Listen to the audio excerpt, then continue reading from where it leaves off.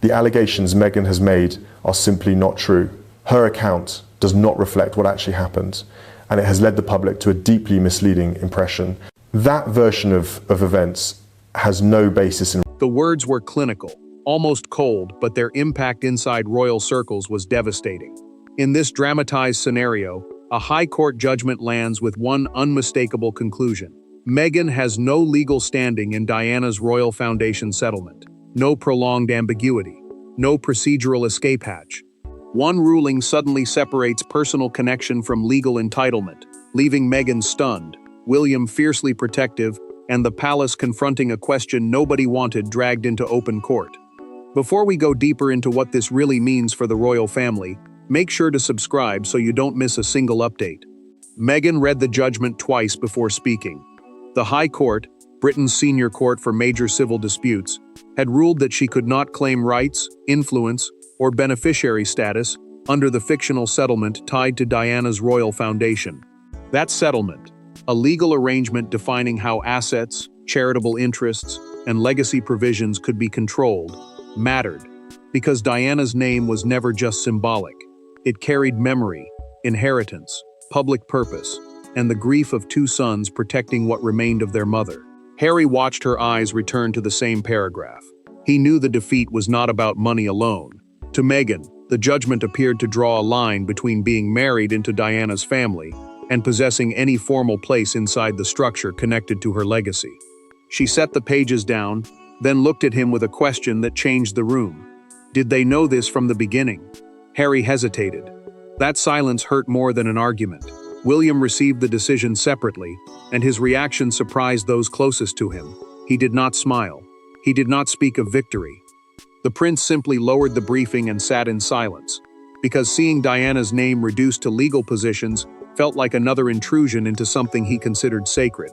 For him, the ruling protected a boundary, but the process had reopened an old wound. The judgment carried one distinction that no one could soften. Marriage to Diana's son did not automatically create enforceable rights under the settlement. Emotional connection and legal entitlement were not the same thing, and the court had now said so plainly. That single point threatened to reshape every private argument that had come before it. Meghan finally pushed the papers away. Harry remained seated, still unable to answer her question cleanly. Somewhere inside that hesitation was the real beginning of the crisis, because this battle had not started in court. It had started months earlier, with a private request that someone inside the royal family immediately recognized as dangerous. And when the palace reconstructs how that request first reached London, the legal defeat suddenly becomes something far more personal. Before lawyers turned Diana's legacy into paragraphs and definitions, it belonged to two sons who had spent decades carrying her absence differently. William guarded memory through restraint. Harry spoke of it openly, sometimes painfully. Meghan entered that emotional landscape years later, and in this dramatized conflict, her attempt to secure recognition within the settlement forces every unresolved wound between the brothers back to the surface at precisely the worst possible moment. William had always treated Diana's legacy as something deeper than royal history. To him, it was personal responsibility. Every charity tied to her name, every protected arrangement, every decision connected to her memory carried emotional weight, because those structures represented one of the few areas where his mother's intentions could still be defended. The settlement at the center of this fictional dispute was a legal framework controlling specific rights and legacy interests associated with the foundation. For the prince, altering that framework meant touching something he believed had been deliberately preserved. Harry saw the same legacy through a different wound. He believed Diana's memory belonged emotionally to both her sons, and, by extension, remained part of the family life he had built with Meghan, Archie, and Lilibet. The Duke could accept that legal documents created boundaries, but he struggled with the idea that those boundaries should define who could meaningfully belong to his mother's story. That difference mattered, because the argument was no longer only about technical standing. It had become a question of belonging. Meghan felt that tension sharply. She believed she was being asked to respect Diana's influence, while remaining permanently outside the formal structures attached to it. That contradiction hardened her frustration. Harry saw the hurt in her reaction, and became more determined to defend her, while she increasingly viewed resistance from London as proof that the line around Diana's legacy had been drawn long before the court ever ruled. William interpreted the claim in almost the opposite way. He feared that expanding the settlement beyond its original limits would turn memory into negotiation. Once one exception was made, he believed another would follow. His resistance became firmer, not because he wanted Meghan publicly rejected, but because he saw the structure itself as part of what had to be protected. Harry then learned something that changed the argument completely. A documented private legal briefing showed that William had known concerns existed around Meghan's standing before the case reached its decisive stage. The discovery immediately raised a darker suspicion. Had his brother already known exactly where this was heading? Harry called him directly. No aides joined the conversation. He asked William whether he had personally encouraged opposition to Meghan's claim. The future king paused before answering that he had protected what was meant to remain protected. The Duke said nothing for several seconds, then ended the call. That silence deepened the fracture, but it also pointed backward. Because before lawyers, judgments, and hostile phone calls, there had been one private gathering where Meghan herself raised Diana's foundation, and one person at that table immediately began asking questions that would change everything. That gathering would later be remembered as the instant and uncomfortable family disagreement became an irreversible legal confrontation. Every royal rupture has a moment that seems insignificant, until everything after it makes the meaning impossible to miss. Here, that moment comes not inside a courtroom, but during a private family dinner months earlier. One sentence changes the temperature around the table. One response makes Harry defensive. And when Meghan mentions seeking a formal role connected to Diana's foundation legacy, Princess Anne does something no one expects. She asks precisely what legal authority would permit it. Meghan had not entered the conversation looking for a fight. She raised the idea carefully, suggesting that Diana's grandchildren, and the families built around them, should have some meaningful connection to the charitable legacy carrying her name. Diana's Royal Foundation settlement, the legal framework controlling specific rights and responsibilities tied to that legacy, suddenly became the center of the table. What had sounded ceremonial seconds earlier now felt dangerously specific. Harry supported her almost immediately.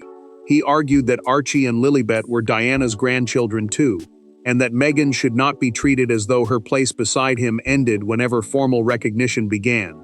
The Duke heard the hesitation around the room and interpreted it as exclusion. His tone sharpened when William refused to endorse the proposal, because to him, his brother's silence felt like the beginning of another closed door. William remained controlled, but his position was clear. The prince did not want Diana's settlement expanded through family pressure or emotional expectation. He believed any formal role had to come from the original legal structure, not from a later desire to make that structure feel more inclusive. Meghan heard that resistance and stiffened. Harry heard it and became openly frustrated. Anne changed everything with one question. The Princess Royal did not challenge Meghan personally, and she did not argue with Harry. She simply asked whether anyone had actually examined the settlement itself. Her calmness made the question more powerful. The room fell quiet, because suddenly the disagreement was no longer about goodwill. It was about whether the authority being requested legally existed at all. Anne acted within days. Through a documented internal legal review, she requested that the governing instruments be examined before anyone offered assurances. The review uncovered language suggesting that standing was tightly restricted. That meant personal connection to Diana, even through marriage, might not create any enforceable position inside the settlement.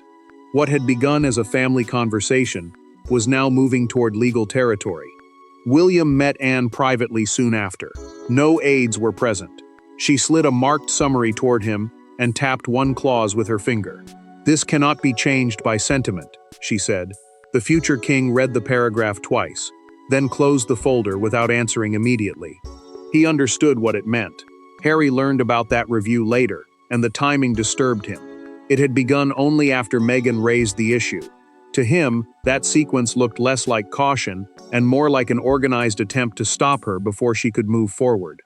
By the time the disagreement reaches lawyers, neither side believes it is arguing about paperwork anymore, and the first direct confrontation proves just how personal it has become.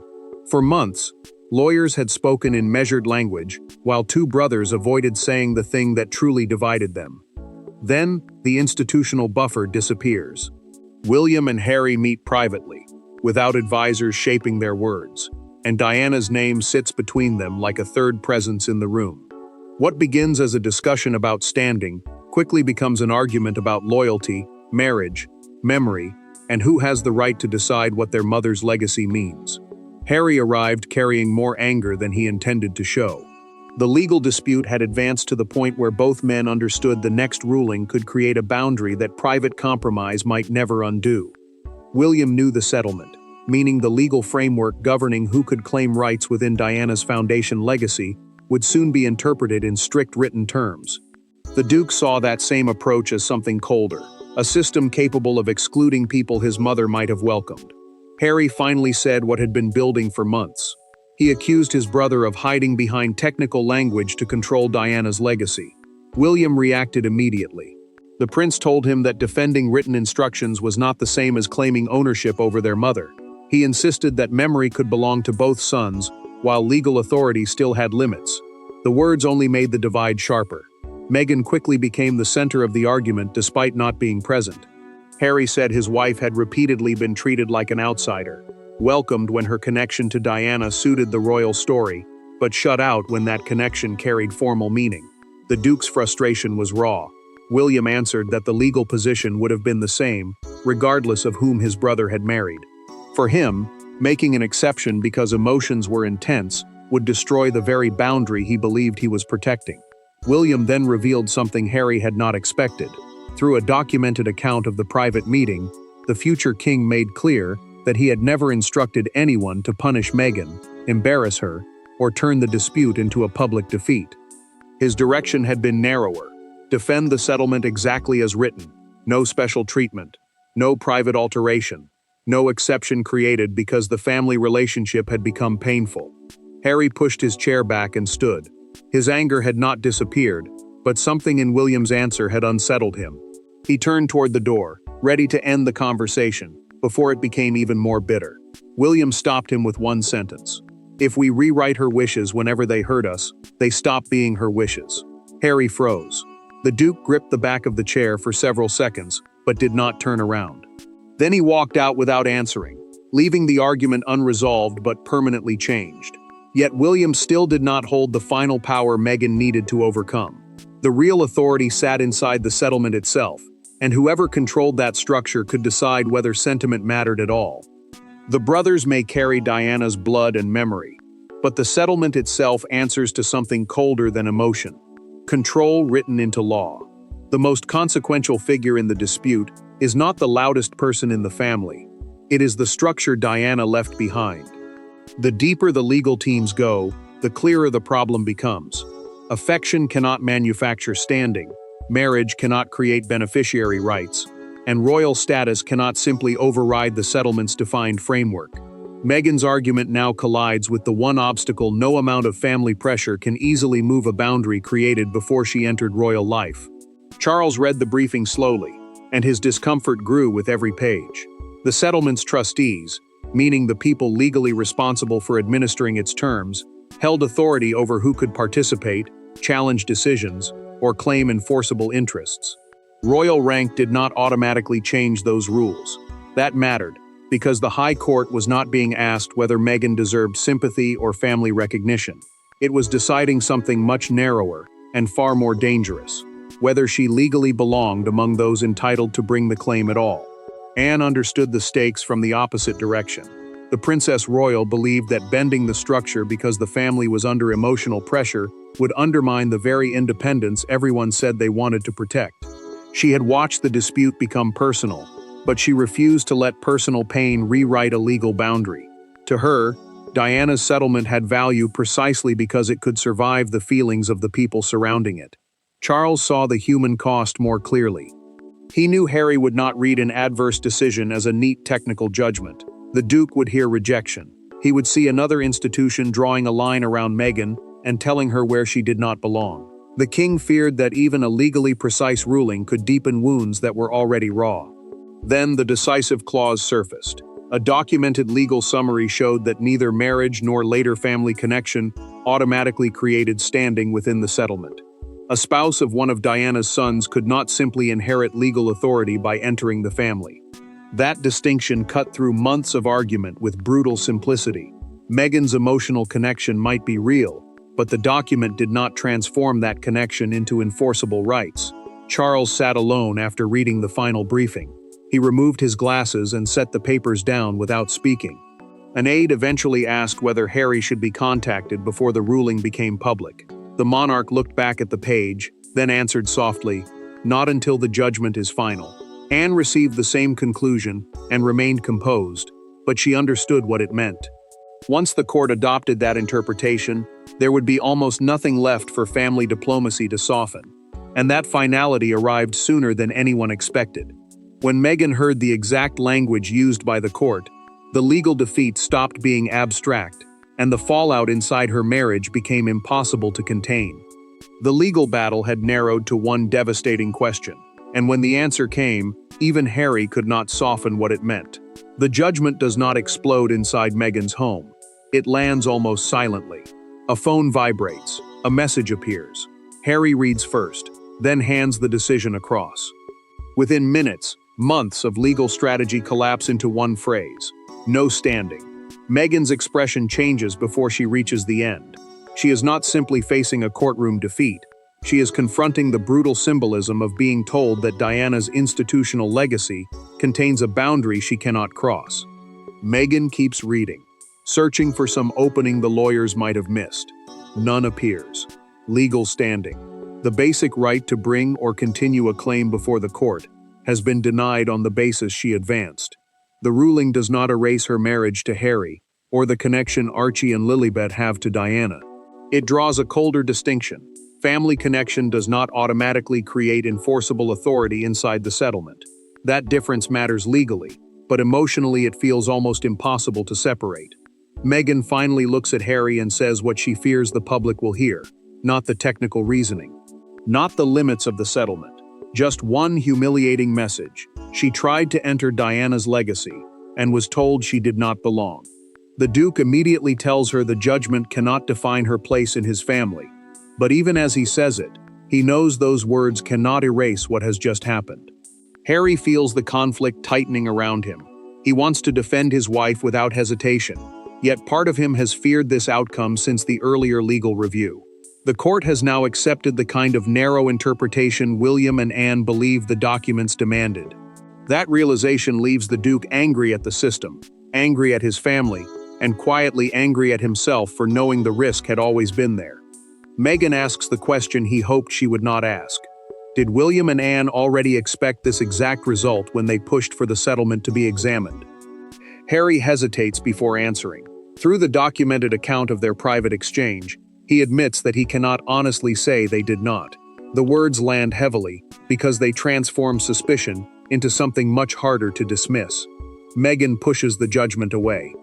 She stands, says nothing more, and leaves Harry alone with the pages between them. The Duke stares at the ruling for several seconds before turning it face down. It is a small gesture, but it says everything. He cannot bear to keep looking at the sentence that has suddenly come to represent every old fracture in the family. Then his phone vibrates again. William has sent a private message. No celebration, no apology, just a request to speak alone. After months of lawyers speaking for them, the brothers are about to confront the judgment, with nothing left between them but grief, anger, and the woman whose memory started it all. There is no courtroom now, no palace secretary, no lawyer waiting to correct a phrase. William and Harry speak alone, and for the first time since the ruling, neither man begins with Meghan. They begin with Diana. What follows is not reconciliation in any sentimental sense. It is something harder. Two sons admitting that years of grief have made them defend the same mother in completely different ways, and that the legal fight nearly turned memory into territory. William speaks first, carefully. He tells Harry that his resistance was never meant to erase Meghan from his brother's family, or weaken the bond Archie and Lilibet have to Diana. The settlement, meaning the legal framework controlling specific rights connected to their mother's foundation legacy, was the only thing he had tried to protect. The prince insists there is a difference between honoring someone emotionally and changing the legal structure they left behind. Harry finally admits where those lines became blurred for him. Every objection to Meghan's claim had begun to feel like an objection to his marriage. Every legal boundary sounded like another family boundary. The Duke says he stopped hearing technical arguments months ago because all he could see was his wife being told, again and again, that there was a place she could approach, but never fully enter. William listens without interrupting. Harry then tells him how badly the ruling has shaken Meghan. She fears the palace will use the judgment as proof that she never belonged in the first place. The Duke's voice hardens again, as he says that one triumphant briefing, one cruel phrase, could turn a technical ruling into public humiliation. William answers immediately. He says he wants no celebration, because humiliating her would not protect Diana's legacy. It would only create another wound in her name. William then makes an admission Harry does not expect. Through the brothers' private recorded conversation in this dramatized account, the future king says he hated seeing their mother's name inside adversarial legal filings. He hated watching Diana become an argument. Even if the court upheld the settlement exactly as he believed it should, he says, winning could still feel like losing another piece of her. That confession changes something. William explains that no standing does not have to mean personal erasure. Diana's grandchildren remain her grandchildren. Harry remains her son. Meghan remains part of the family he chose to build. None of that requires rewriting the settlement. The distinction is simple, but after months of anger, it finally reaches the Duke. Harry stays silent for a long moment. Then he says, "Make sure nobody turns this into a victory over her." William answers without hesitation. They won't. Neither brother embraces. Neither pretends the damage is gone. But the hostility finally gives way to clarity. Outside that private conversation, however, the judgment has already escaped their control. Headlines are forming. Commentators are choosing sides, and 5 brutal words are about to travel around the world. The family may have found a fragile boundary between law and memory, but the public receives only 5 brutal words and reacts accordingly. By morning, the legal nuance is gone. Britain wakes not to paragraphs about standing, trustees, or settlement definitions, but to a headline designed to hit like a hammer. Television panels debate Diana's legacy. Commentators split between sympathy and criticism. Crowds outside royal landmarks hold phones toward live broadcasts. And suddenly a deeply private dispute involving grief, marriage, and inheritance becomes public theater, exactly the outcome William and Harry had privately agreed they wanted to prevent. Harry reacts first with anger. The judgment had addressed legal standing, meaning whether Meghan had the formal right to bring the claim under the settlement. But public debate strips away that distinction almost immediately. Commentators begin framing the decision as William defeating his brother's wife. The Duke hears the language and feels the private agreement between the brothers slipping away. What he feared most is happening. A legal boundary is becoming a weapon. William is disturbed for a different reason. Diana's photograph appears beside courtroom graphics and dramatic headlines, turning his mother's legacy into another public contest between members of her own family. The prince had wanted the settlement protected without making Meghan the target.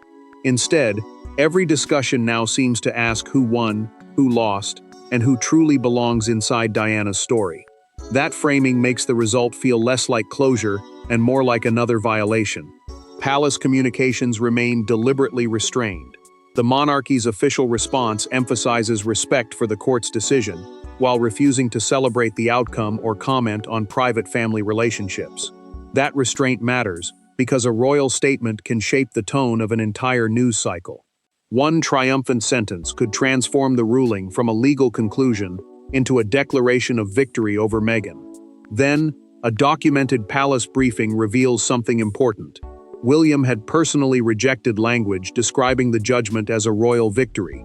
The future king insisted that no statement should suggest Meghan had been defeated by the family itself. His decision shows that the private conversation with Harry has already changed how he handles the aftermath, even if the public never hears the full reason. Outside Kensington Palace, the spectacle reaches its sharpest point. A television correspondent holds up a morning edition carrying the huge fictional headline, "No Claim on Diana Legacy," while a small crowd watches the live broadcast behind him. The phrase is blunt, emotional, and far simpler than the judgment itself. In that moment, intimate grief becomes national theater. Harry sees the headline and feels his anger return. William sees it too, and understands exactly what his brother feared. Neither man can control the noise now, but the final meaning of the ruling will not be decided by broadcasters, newspapers, or crowds. It will be decided when Meghan, Harry, and William choose what they do after the cameras move on. When the noise finally begins to fade, the true verdict emerges, not from the High Court's language, but from what each person decides the ruling will mean. In the end, the most important judgment is not that Meghan lost standing. It is what everyone does after the loss. The court settles the legal boundary, but the family must decide whether that boundary becomes another permanent wound. William refuses to turn the result into triumph. Harry refuses to pretend the decision did not hurt. Meghan is forced to separate belonging from legal entitlement. And Diana's memory, after months of conflict, is finally removed from the battlefield. Meghan makes the first decisive choice. The High Court determination stands, and the disputed claim ends with the ruling that she has no legal standing in Diana's Royal Foundation settlement. That settlement, the legal framework governing who can hold enforceable rights connected to the Foundation legacy, remains unchanged. The decision closes the argument that marriage into the family can automatically create authority within it. For Meghan, accepting that line is painful, but continuing the fight would mean dragging Diana's name through another round of conflict. Harry hears her decision privately. She tells him she will not search for another legal route simply to reopen the same battle under different language. The Duke supports her, even though the judgment still cuts deeply. He has spent months believing that defending his family required resisting every boundary placed before them. Now he understands something harder. Protecting his mother's memory cannot mean turning that memory into territory that must be fought over forever. William reaches the same conclusion from the other side. The prince instructs aides not to describe the ruling as a victory over Meghan, and that instruction is preserved in a documented internal account of the palace response. He wants the settlement protected, but he does not want humiliation attached to the protection. That distinction matters because the future king finally recognizes how easily legal success can become emotional cruelty when the people involved are family. William closes his copy of the judgment and places it inside a drawer. He does not leave it on his desk as a symbol of triumph. Across the distance, Harry eventually does something similar with his own copy, putting away the pages that had come to represent months of anger between them. Neither brother forgets what happened. Neither pretends the damage never existed. But both stop allowing one document to define their relationship with Diana. The final meaning is clear. The ruling does not decide who loved Diana more. It does not decide who belongs emotionally to her story, whose children may remember her, or whose grief carries greater weight. It decides only where a legal settlement ends. And for the monarchy, that becomes the lasting lesson. Legacy survives when boundaries are respected, without turning those boundaries into weapons.